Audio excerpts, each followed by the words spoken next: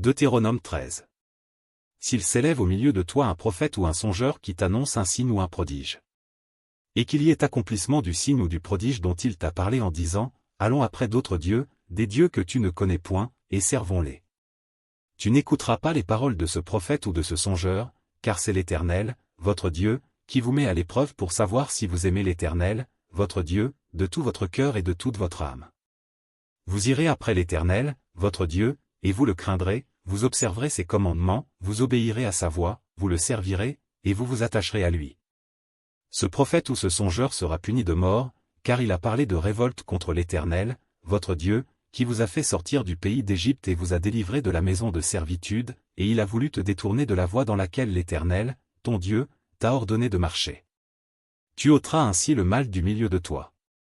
Si ton frère, fils de ta mère, ou ton fils, ou ta fille, ou la femme qui repose sur ton sein, ou ton ami que tu aimes comme toi-même, t'incite secrètement en disant, allons, et servons d'autres dieux. Des dieux que ni toi ni tes pères n'avaient connus. D'entre les dieux des peuples qui vous entourent, près de toi ou loin de toi, d'une extrémité de la terre à l'autre. Tu n'y consentiras pas, et tu ne l'écouteras pas, tu ne jetteras pas sur lui un regard de pitié, tu ne l'épargneras pas, et tu ne le couvriras pas. Mais tu le feras mourir, ta main se lèvera la première sur lui pour le mettre à mort, et la main de tout le peuple ensuite. Tu le lapideras, et il mourra, parce qu'il a cherché à te détourner de l'Éternel, ton Dieu, qui t'a fait sortir du pays d'Égypte, de la maison de servitude. Il en sera ainsi, afin que tout Israël entende et craigne, et que l'on ne commette plus un acte aussi criminel au milieu de toi. Si tu entends dire au sujet de l'une des villes que t'a données pour demeure l'Éternel, ton Dieu. Des gens pervers sont sortis du milieu de toi, et ont séduit les habitants de leur ville en disant, allons, et servons d'autres dieux. Des dieux que tu ne connais point. Tu feras des recherches, tu examineras, tu l'interrogeras avec soin. La chose est-elle vraie, le fait est-il établi, cette abomination a-t-elle été commise au milieu de toi?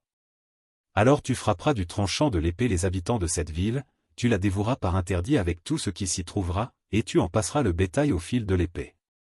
Tu amasseras tout le butin au milieu de la place, et tu brûleras entièrement au feu la ville avec tout son butin, devant l'Éternel, ton Dieu, elle sera pour toujours un monceau de ruines, elle ne sera jamais rebâtie. Rien de ce qui sera dévoué par interdit ne s'attachera à ta main, afin que l'Éternel revienne de l'ardeur de sa colère, qu'il te fasse miséricorde et grâce, et qu'il te multiplie, comme il l'a juré à tes pères.